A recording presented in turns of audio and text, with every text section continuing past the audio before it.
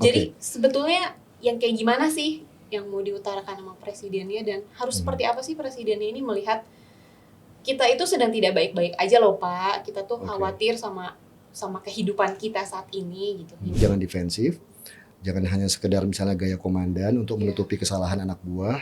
Tapi timnya pemerintah banyak influencer. Tapi itu terjadi juga di pemerintahan sebelumnya loh. Di kayaknya nggak sebanyak sekarang deh Mas. Well, kalau sekarang jadi 2 kali lipat. Kan mereka bergabung. Tapi kan Jadi mainnya porsi ya, persentase. Kan gabung. Kalau dulu itu cebong kampret. Nah, kalau sekarang mereka bersatu. Kalau misalnya kita lihat ekonomi nasional, ekonomi Indonesia di tangan pemerintahan Prabowo Gibran, akan beneran cerah seperti yang diutarakan oleh presiden atau enggak? Kalau melihat kondisinya saat ini seperti ini, apalagi kalau kemarin kita lihat tarif Trump. Enggak, kalau saya jawab. Kita kan mikir ya, bagi orang yang ngelihat data dan tahu kondisinya, lah gula aja kita masih impor untuk produk industri dan konsumsi gitu loh. Terus mau bikin bioetanol dari tebu pula gitu loh. Ini di mana analisis siapa yang dipakai? Atau jurus dewa mabuk atau gimana kan gitu kan kita nggak tahu.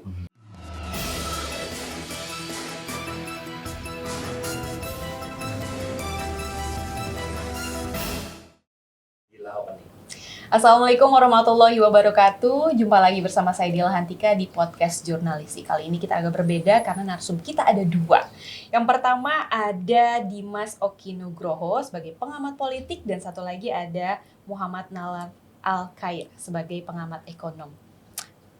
Gimana kabar ya Mas? Halo Kakak Dila.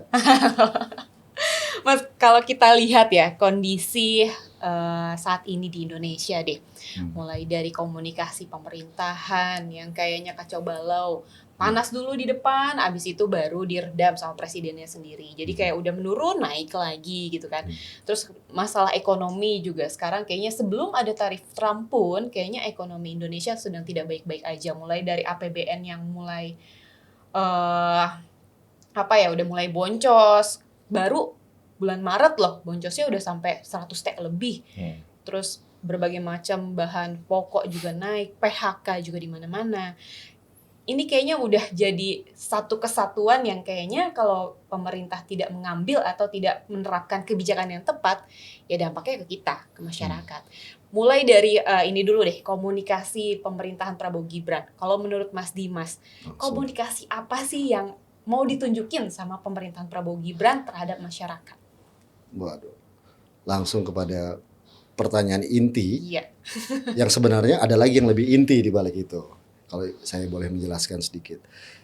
Jadi menanggapi apa yang disampaikan Kak Adila tadi, sesungguhnya kalau kita lihat secara di permukaan paling tidak 2 indikator dari pertanyaan, keresahan atau ketidakpuasan publik terkait dengan performa ya pemerintahan hari ini, itu kan sesungguhnya kalau saya boleh simplifikasi ya paling tidak, itu kan ada 2 hal. Jadi pertama performa governance-nya, jadi tata kelola pemerintahannya, dan lalu kemudian terkait yang kedua adalah terkait dengan aspek sosial ekonomi.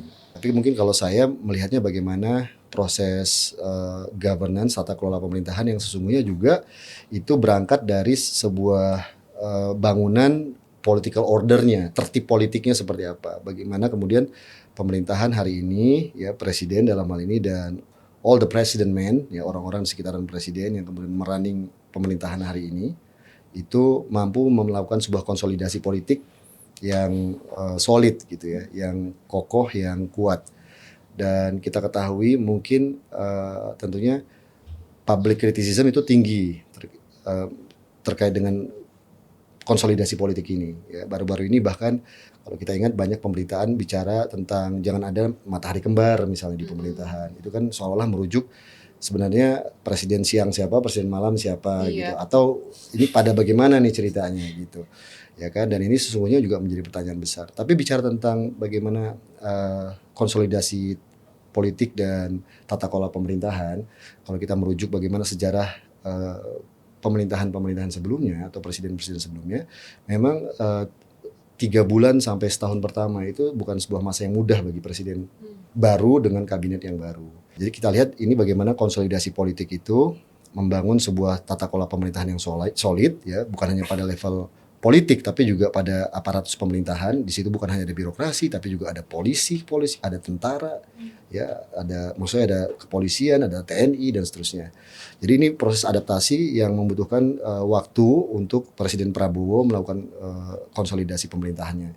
Dan itu ternyata memang dalam konteks konsolidasi ini yang penuh dengan naik turun ini prosesnya itu berdampak pada rejim komunikasinya, gitu, pola komunikasinya, lalu substance komunikasinya, gitu. Nah, memang menjadi PR terbesar bagi Presiden Prabowo hari ini adalah menunjukkan kepada publik bahwa he is the one and the only the national display, the leader of this country, ya kan. Dan itu memang harus dilakukan oleh Prabowo. Tantangannya adalah di saat yang sama dia ingin membangun sebuah harmoni, ya, politik maupun harmoni sosial, tidak hanya di kalangan elit yang terpolarisasi secara ekstrim, katakanlah seperti itu. Jadi Prabowo tidak menjahit, ya, sebuah kohesivitas politik, tapi at the same time Prabowo ingin merangkul seluruh kekuatan basis masyarakat yang ada.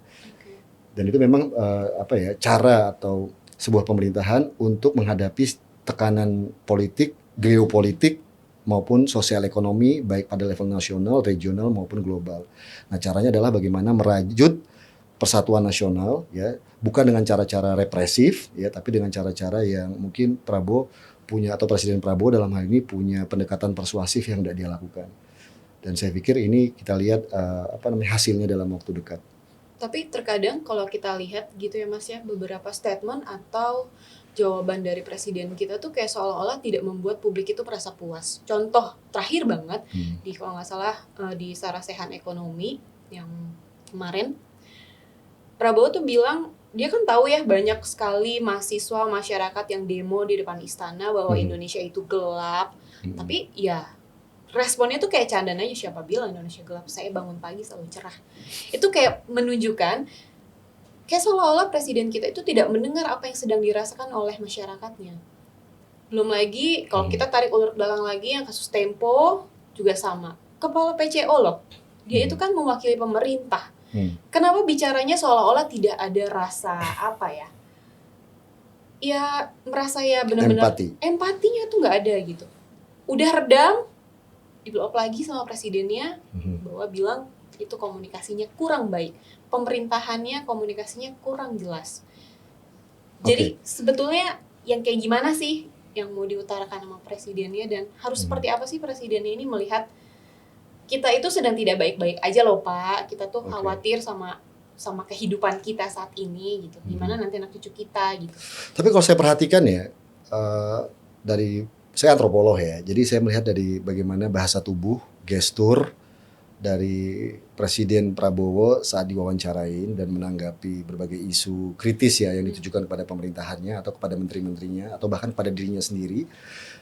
Saya melihat sebenarnya di balik itu Prabowo secara pribadi saya melihat kegusaran dan keresahan yang tersembunyi ya di dalam dirinya, dan dia mencoba untuk menutupi itu dan dia mencoba untuk menanggapinya juga, bahwa kan tentunya begini. Jadi kita harus memahami bahwa Presiden Prabowo ini kan latar belakangnya adalah seorang militer ya. Dia seorang komandan dan dia tentunya selalu memposisikan kalau dia komandan yang benar, bahwa kesalahan anak buah, anak buah bisa salah, dan kesalahan anak buah itu harusnya ditujukan pada pimpinannya. Tapi bukan berarti kemudian Prabowo sebagai komandan ya itu atau sebagai jenderal ya, dalam hal ini juga dia sebagai negarawan, dia tidak memberikan assessment atau kemudian tindakan terkait dengan kekeliruan atau kelemahan-kelemahan yang dia punya. Nah, sekarang yang ditunggu oleh publik itu adalah sebenarnya tindakan lanjutannya seperti apa, end game-nya. Nah, ini yang saya pikir yang harus ditunjukkan oleh presiden kepada publik, bahwa dia mungkin sudah mengakui kayak seperti kasus PCO ya. Dia sudah mengakui dia ada problem di situ. Nah, bagaimana kemudian tindakannya? Atau ada menteri-menteri yang lain yang mungkin melakukan kekeliruan dan publik menunggu bagaimana sikap pemerintah gitu terkait dengan itu. Nah, tapi lagi-lagi kita melihat gaya Presiden Prabowo di sini, beliau seperti seorang komandan dan secara personal dia menunjukkan leadership-nya dengan cara seperti itu. Tapi publik juga tentunya punya ukuran-ukuran. Nah, ini mungkin nanti Mas Nalal bisa banyak cerita. Ukuran-ukuran itu yang ingin dilihat adalah bagaimana keberhasilan atau efektivitas pemerintahan yang kemudian membangun sebuah optimisme di bidang ekonomi, lalu kemudian di bidang tata kelola pemerintahan, pelayanan publik dan seterusnya, itu kemudian betul-betul bisa dirasakan impact-nya kepada masyarakat. Dan saya pikir itu yang tidak bisa ditunggu oleh publik, dan itu menurut saya Presiden harus segera menyikapi adalah membangun sebuah optimisme baru di mata publik hari ini. Sehingga persepsi terkait dengan kompetensi bernegara, kompetensi pemerintah ini dalam menjalankan pemerintahan, itu kemudian masih tetap tinggi di mata rakyat.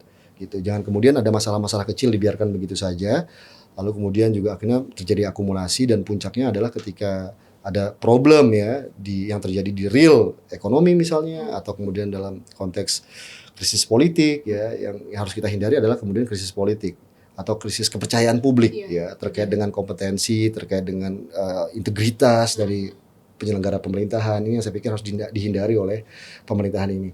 Tapi bahwa setiap pemerintahan itu tentunya menghadapi berbagai tantangan, itu menurut saya biasa gitu. Artinya kan ya itu dihadapin juga oleh pemerintahan-pemerintahan sebelumnya. Pemerintahan Jokowi, pemerintahan SBY, pemerintahan Mega, Gus Dur. Yang namanya tantangan itu Anda harus hadapi gitu.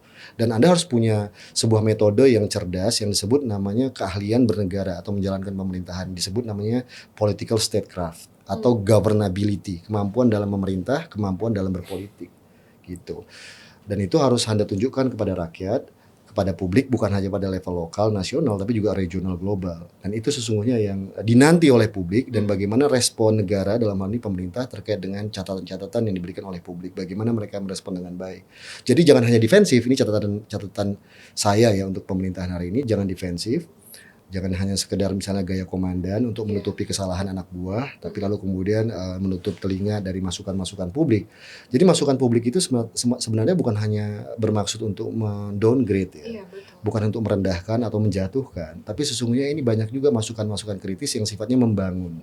Dan menurut saya menjadi penting bagi pemerintahan hari ini untuk membuka telinga, membuka diri ya. Jadi apa yang dilakukan oleh Presiden kemarin dengan mengundang pimpinan-pimpinan redaksi dan mengundang siapapun itu untuk berdialog, termasuk dari pimpinan penggerak demonstrasi atau gerakan Indonesia Gelap atau whatever, menurut saya itu positif ya, tapi harus tulus dan jangan tertutup, terbuka gitu. Tapi itu juga mestinya kan harusnya dilakukan oleh menteri-menteri beliau juga gitu, bukan hanya presiden tapi PCO misalnya atau menteri-menteri yang lain. Dan sikap para menteri pembantu presiden ini juga jangan kayak buzzer, jangan defensif gitu ya, jangan tertutup, jangan narrow minded gitu. Jadi mereka juga harus menunjukkan dirinya sebagai negarawan, bukan lagi dalam konteks kontestasi pilpres atau kontestasi pertarungan antar pertarungan politik yang sifatnya oposisional, tapi Anda harus menjadi negarawan dalam mendengarkan suara rakyat, baik itu pro maupun kontra.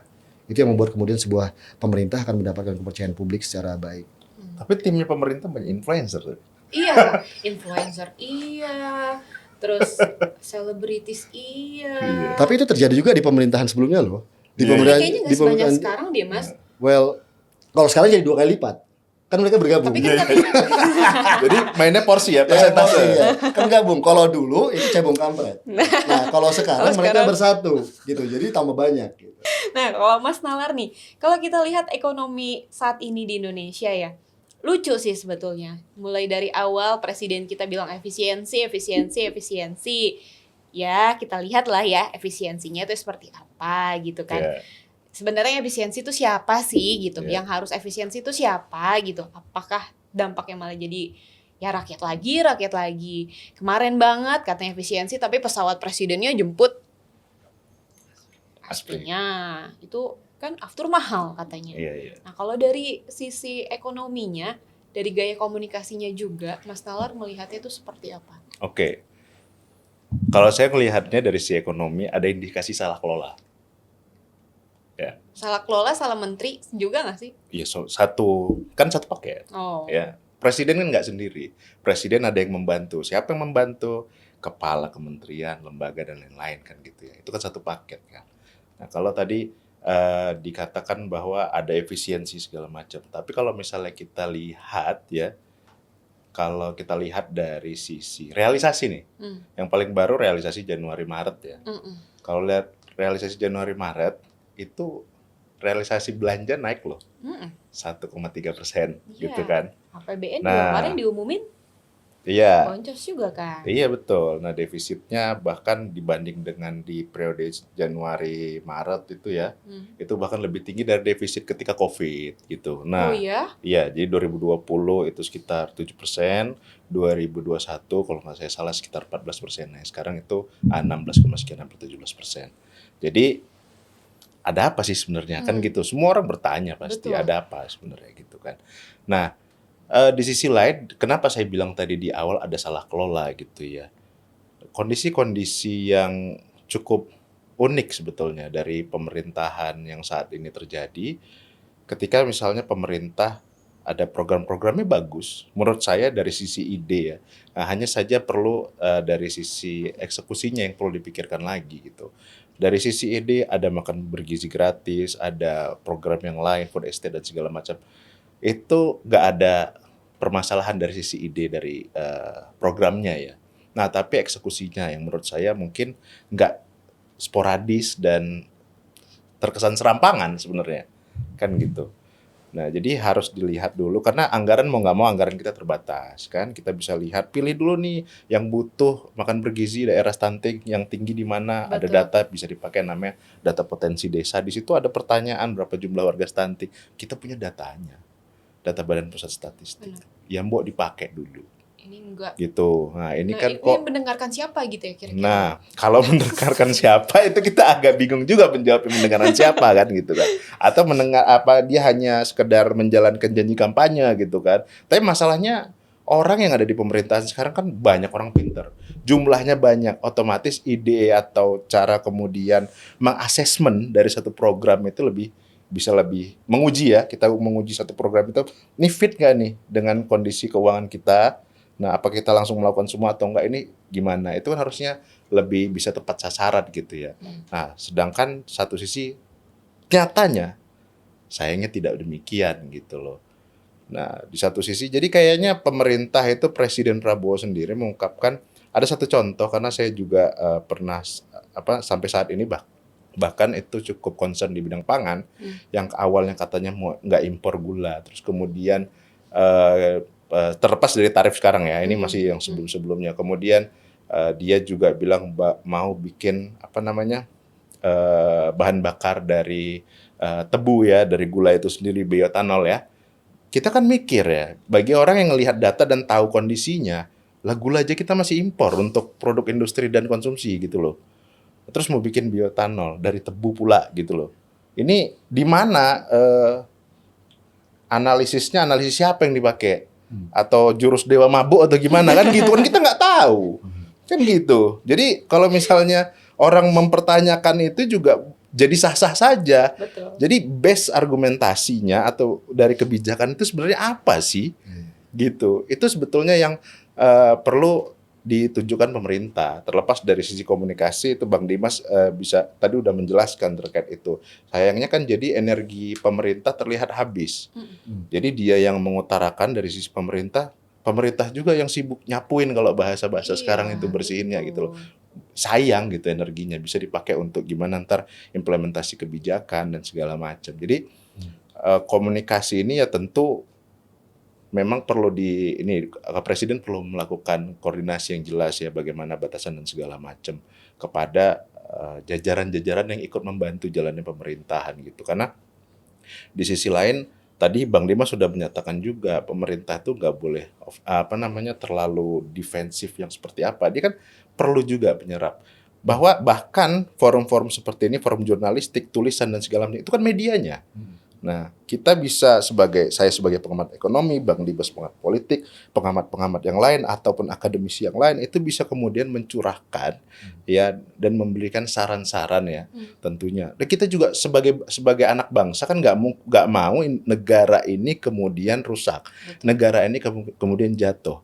Tapi akibat dari kebijakan-kebijakan sekarang itu kan tentunya ada konsekuensi, ya. Baik konsekuensi sosial ataupun konsekuensi yang lain ekonomi.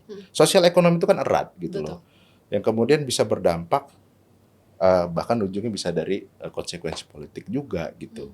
Nah ini yang perlu didengarkan gitu. Jangan kemudian terlalu bertahan. Oke membela nggak apa-apa, tapi di sisi lain juga dengarkanlah kita gitu ya.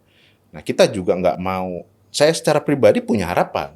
Mau nggak mau beliau adalah presiden kita gitu loh, yang terpilih ya. Nah tugas kita sebagai anak bangsa adalah membantu. Ya bentuknya bisa kritis segala macam. Justru kalau kita misalnya makan di rumah makan nih, terus kita kritik, kita panggil bang, ini makanannya agak kurang asin ya atau kemanisan nih. Justru kita peduli Iya. supaya besok-besok dia pengunjungnya nggak berkurang, dia tetap bisa jualan. Oh iya bang. Habis itu diperbaiki di situ. Harusnya Nah itu kan gitu. bentuk ya. Benar, Bentuk sebetulnya kita peduli dengan negara ini. Walaupun ada kritik ya wajar dong gitu.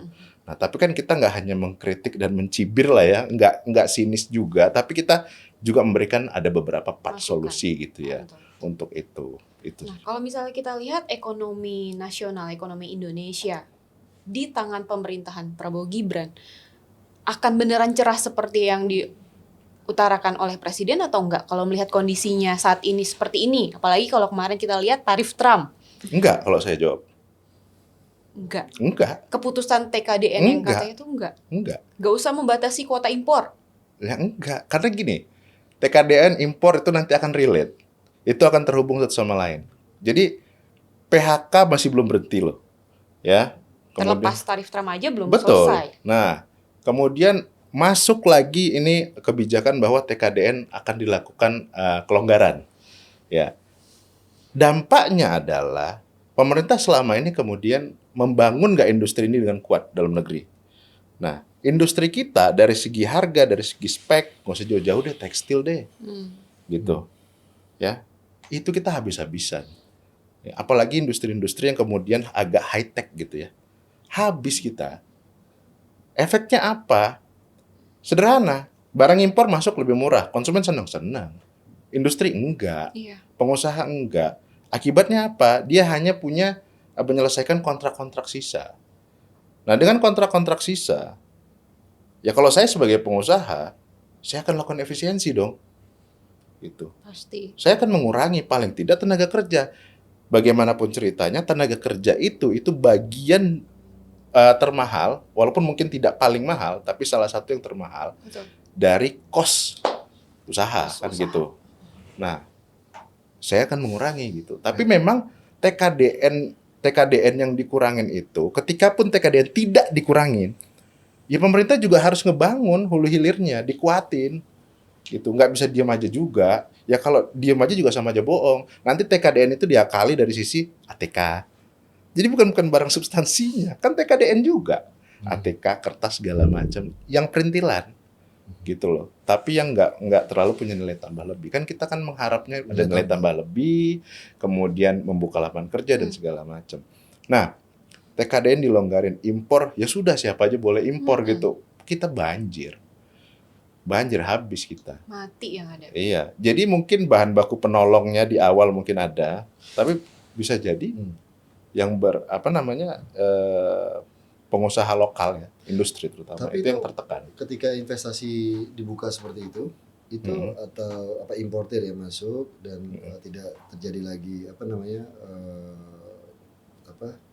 hanya ditujukan kepada satu kelompok atau kelompok tertentu gitu ya, secara selektif, dibuka lebar begitu, itu bukannya akan justru mengundang investasi yang lebih besar? Iya, mengundang investasi yang lebih besar pada dasarnya iya. Tapi nanti siapa yang menikmati paling banyak? Apakah rakyat kita yang menikmati paling banyak atau tidak? Permasalahannya bukan permasalahan. Pertanyaannya adalah pemerintah berpihak ke siapa? Itu sih. Jadi kalau memang pemerintah ingin masih berpihak kepada rakyat, ya dibangun itu industri gitu ya. Jadi di urusan TKDN dan impor ini emang menurut saya cukup krusial gitu. Kalau misalnya jangan sampai isu tarif ini ternyata ditumpangi gitu loh. Jangan sampai ya. Harapan saya tentu tidak gitu loh. Jangan sampai ada yang numpangi gitu. Karena pertanyaan gini, kita kemudian meloloskan TKDN dan segala macam, permasalahannya kan Amerika kan? Iya. Hanya Amerika kan? Iya, betul. Gitu loh maksud saya. Kira-kira kalau tarif di sana mahal, yang paling pertama terkena dampak siapa?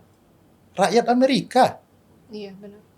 Yang beli gelas ibaratnya dari Indonesia, apa sih, baju lah, sepatu Nike deh, gampang. Yang kita sama-sama tahu itu Pabriknya Nike di di Balaraja. Indonesia. ya kan? Itu naik 32% misalnya. Ya. Yang rugi siapa? Mereka juga sih. Mereka. Padahal memang Kekecewaan rakyat itu bahkan akan kecewa dengan presidennya. Iya sih. Kita udah memilih Trump, misalnya rakyat Amerika nih. Kan kita udah memilih Trump, tapi kenapa Trumpnya menyiksa rakyat?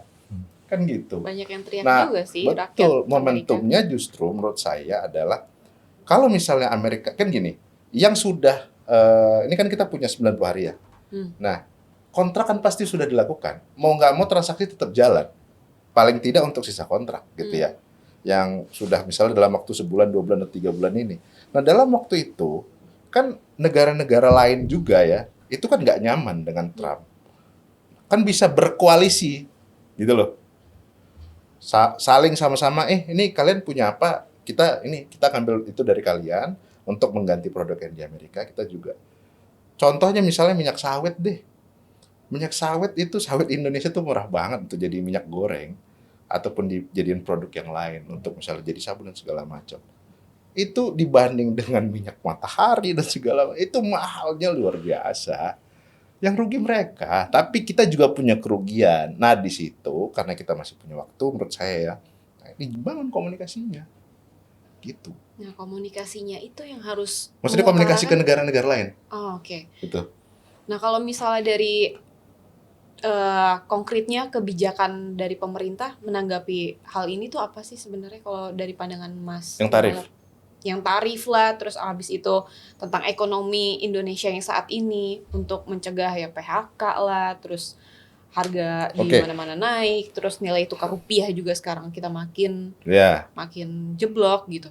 Iya, terus kemudian pemerintahnya mau nambah impor minyak dan gas. Iya, lucu deh Mas. Di tengah dolarnya ambrol, dolarnya menguat. Iya, pas saat kalau nggak salah pada saat presiden ini mengumumkan kabinetnya yang banyak banget itu, kan sempat bilang juga, kita negara kaya, kita nggak perlu impor. Baru 3 bulan lebih, ujuk-ujuk langsung deh bebas lah impor segala macam. Jadi kayak nggak ada, apakah belum punya strategi mantep gitu untuk memimpin pemerintahannya atau seperti apa? Ya balik lagi komunikasi yang seperti apa, dan sebenarnya yang didengarin tuh siapa sih gitu? Menteri-menteri yang mana sih yang didengarin, atau memang menterinya yang seleb-seleb aja gitu kan? Staff-staff yang memang artis-artis aja atau gimana gitu. Jadi kayak nggak ada harapan ya, Indonesia gelap bener. Ya kalau gelap banget sih enggak ya. Iya. Tapi lumayan udah gelap Mas. Cuman memang yang nyata adalah PHK terjadi, pengurusan daya beli ya itu yang nyata gitu kan. Harga kemudian dikatakan harga stabil mahalnya kalau kata saya. Kan gitu ya. Bukan stabil dalam taraf tertentu, enggak. Nah, kalau misalnya kita melihat harapan tetap ada ya, kebijakan yang dinamis itu memang perlu. Jadi satu sisi pun gitu ya, pemerintah kan juga merespon ya, apa yang terjadi di dunia ini, kemudian ekonomi terjadi seperti apa. Yang ditunggu adalah bagaimana terobosan pemerintah untuk kemudian menciptakan lapangan kerja baru gitu loh. Dari orang-orang yang sudah di PHK dan segala macam itu, yang nggak punya, yang daya belinya sudah runtuh gitu.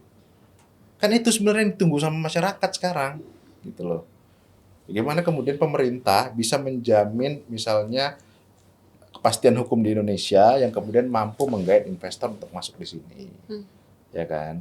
Kan kita lihat kan masalah kepastian hukum, penegakan hukum gitu ya. Itu kan cukup ramai. Perizinan itu yang membuat menjadi barrier ya, atau menjadi kemudian investor-investor itu kok menjadi catatan penting. Kemudahan berinvestasi. Betul, kemudahan berusaha. Itu yang kemudian jadi catatan, itu dilonggarin dulu, kepastiannya dibenerin dulu gitu loh, dan transparan gitu loh. Itu juga penting. Kita APBN aja sampai sekarang nggak transparan, katanya efisiensi mau realokasi, tapi dokumennya nggak keluar sampai sekarang. Yang RUU TNI juga katanya cuma masalah pensiun, tapi ketika rakyat mau mengakses, presidennya jawabnya kan sudah diwakilin sama anggota DPR. Kan lucu ya Mas ya. Sebenarnya Mas, komunikasinya itu yang baik, yang benar di pemerintahan kali ini tuh siapa sih? Apakah dari menterinya aja cukup atau mungkin harus presidennya? Right. Jadi tadi saya sampaikan di awal bahwa kalau dalam studi hubungan internasional itu namanya pendekatannya neorealism. Jadi neorealism itu yang bermasalah bukan hanya semata-mata individual nation state-nya atau individual country-nya atau negara sendiri-sendirinya gitu atau ya individual government-nya. Tapi ini yang terjadi dalam konteks neorealism itu struktur global itu terjadi sebuah anomali, ada sebuah kegoncangan, ada sebuah ketidakstabilan dan uncertainty, ketidakpastian. Dan bagaimana the rise and fall muncul dan tumbangnya sebuah kekuatan great power, sebuah negara great power. Dan dilihat benang merahnya seperti apa, ciri-cirinya bagaimana gitu. Nah, salah satunya atau kalau kita menilai bahwa great power itu hanya ditopang oleh sebuah kekuatan militer, itu salah, itu pandangan lama. Iya betul memang kekuatan militer menjadi penting dan signifikan, tapi yang sesungguhnya kita lihat juga bagaimana negara tersebut mampu melakukan pengelolaan secara cerdas ya, dan efisien ya sumber-sumber daya ekonomi yang mungkin bisa menjadikannya menjadi sebuah negara great power. Dan itu terjadi tidak hanya ketika di masa perang, tapi sesungguhnya yang paling menentukan ketika di masa damai. Nah, dalam konteks geopolitik hari ini yang tadi saya sampaikan uncertain, anomali ya dan lalu tidak stabil itu, kita ngelihat nih the rise and fall-nya bagaimana kekuatan Amerika Serikat sekarang meskipun secara militer masih sangat kuat gitu dan sangat mendominasi dan bahkan menghegemoni di berbagai belahan dunia, tapi sesungguhnya kekuatan ekonominya sedang declining, sedang menurun gitu. While at the same time Tiongkok hari ini ya kan ada muncul menjadi sebuah kekuatan baru ya, menjadi sebuah kekuatan baru yang secara ekonomi menjadi sangat dominan, sangat kuat, tapi kekuatan militernya itu masih belum mampu mengimbangi Amerika Serikat gitu. Dan apalagi kalau kita lihat bagaimana blok politik yang terjadi ya, di mana hari ini Tiongkok sebagai new emerging power itu mencoba untuk menjahit kekuatan-kekuatan baru yang katakanlah sebagai sebuah political block yang bisa dia rangkul ya dalam berhadapan dengan Amerika dan Barat gitu. Dan bahkan sebagian Barat juga sesungguhnya sudah bisa for some extent itu dirangkul oleh Tiongkok.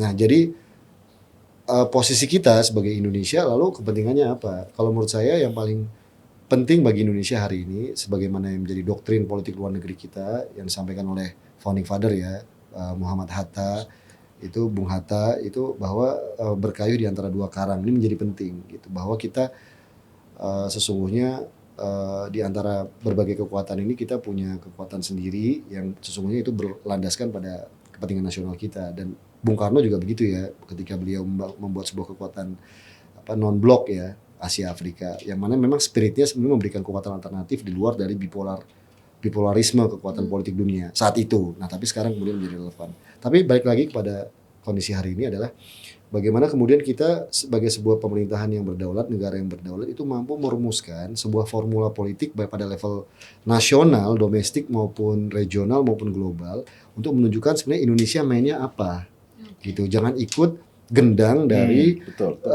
bipolarisme politik yang terjadi pada tataran global gitu. Jadi kita nggak mesti harus menunjukkan kita ikut gendangnya blok Amerika atau kita ikut gendangnya blok Tiongkok misalnya.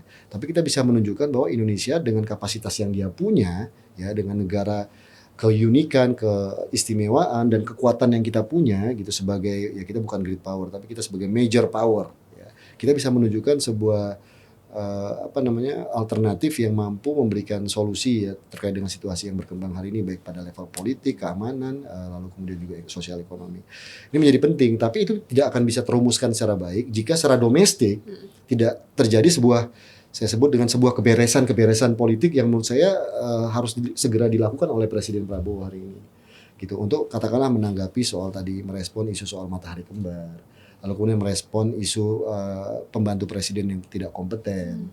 Lalu kemudian yang secara kapasitas dan integritasnya kemudian dianggap publik, di persepsi publik itu tidak cukup perform ya atau tidak cukup baik ya untuk dijadikan sebagai sebuah pemimpin di kabinet misalnya let's say, pemimpin di kementerian dan seterusnya. Ini harus bisa direspon oleh negara ya dengan pola komunikasi yang menurut saya juga tidak harus defensif tapi harus mampu secara cerdas merangkul, merespon dengan positif berbagai kekuatan yang ada, baik itu dalam konteks kritis, ya kan, maupun dalam konteks yang sifatnya produktif gitu. Jadi ini bisa dibayangkan dinamika politik yang terjadi sekarang memang harus diolah oleh pemerintahan hari ini oleh Presiden Prabowo secara dinamis dan dialektik, tapi tujuannya adalah produktif. Nah, saya mencoba untuk berempati sebenarnya. Saya kritis tapi juga mencoba untuk berempati bagaimana Presiden Prabowo tadi kan ditanya sama Mbak Dila kenapa statementnya bisa berubah-berubah. Karena memang posisi hari ini kalau kita berangkat dari tadi saya bilang tesis situasi geopolitik yang uncertain dan bagaimana Indonesia merespon sebagai bagian dari dunia kan kita juga bukan great power gitu. Tapi bagaimana kita merespon berbagai perkembangan dunia mau tidak mau kita juga atau presiden dalam hal ini ya Prabowo itu juga harus bisa mempositioningkan dirinya kan bagaimana merespon situasi yang berkembang karena Indonesia sebagai sebuah negara yang cukup berpengaruh juga dan pastilah memiliki proksi-proksi dari berbagai kekuatan politik dunia untuk ikut mengajak Indonesia menjadi bagian dari polarisasi tersebut, itu kemudian juga membuat pemerintahan hari ini menjadi kalau menurut saya itu kadang-kadang juga cukup bingung dalam mengambil posisi gitu karena memang terlalu banyak proksi yang harus dicoba oleh Prabowo untuk dirangkul ya. Saya melihat bahwa itu kenyataan politik bahwa Indonesia adalah bagian dari geopolitik. Bahwa di sini ada proksi Amerika, ada proksi Tiongkok, ada proksi Rusia, saya tidak menutup mata dan menurut saya itu menjadi everybody orang yang kemudian paham dengan situasi politik tidak hanya Indonesia ya, tapi politik negara bangsa itu pasti memahami bagaimana pengaruh geopolitik terkait dengan politik domestik itu menjadi sangat kuat.